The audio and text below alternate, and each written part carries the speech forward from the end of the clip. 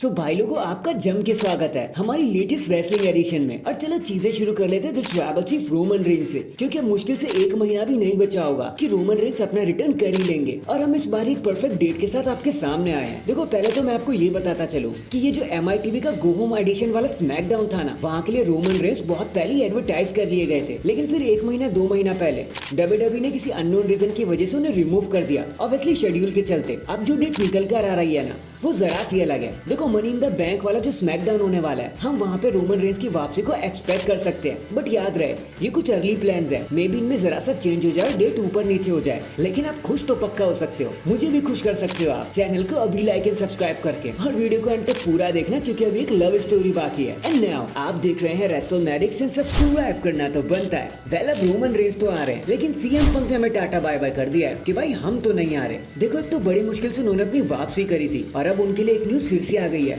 कि हो सकता है CM पंक कुछ और टाइम के लिए टाइम ऑफ ले ले, क्योंकि शायद वो भी रेडी नहीं है। उनकी इंजरी अभी भी हील होनी बाकी है। इन रिंग रिटर्न के लिए अभी उन्हें और इंतजार करना पड़ेगा। इसलिए WWE ने ड्रू मैकिंटायर और पंक वाला एडिशन दिखाया, वो एंगल दिखाया जहाँ पे CM पंक ने मार खा ली। इससे उनकी फ्यूड को एक हाइप भी मिल गई और CM पंक को थोड़ा टाइम भी मिल गया कि वो रिकवर कर पाए। वैसे ओरिजिनली तो उन्हें जुलाई के एंड में एक्सपेक्ट किया जा रहा था, लेकिन अब शायद वैसा नहीं होगा। तो all the best CM punk, hope आप जल्दी ठीक हो जाएंगे और हमें ज्यादा इंतजार नहीं करना पड़ेगा। नेक्स्ट अपने डिपार्चर के बाद डायजिक ने एक बार फिर से इंटरव्यू दे दिया, और इस बार उन्होंने विंस मैकमैन के बारे में अपना मुंह खोल दिया। और उन्होंने बताया कि स्टार्ट में जब मुझे पता था कि मैं कुछ करने वाला हूँ, तो मैं सीधा का सीधा विंस मैकमैन के पास ही चला गया। मैं उनसे मिला और उन्होंने तो मुझे लुक भी नहीं दिया। जिसके बाद मैंने उनको बताया कि देखो मैं डोमिनिक हूँ।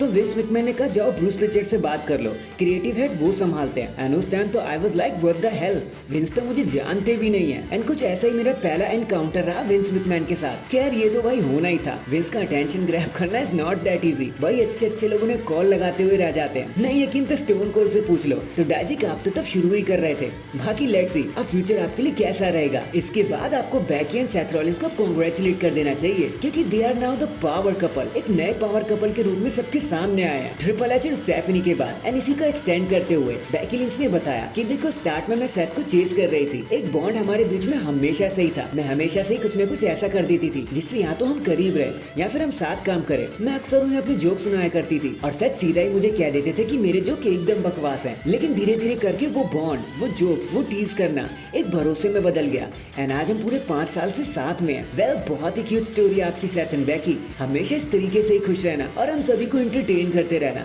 बस और हमें क्या ही चाहिए।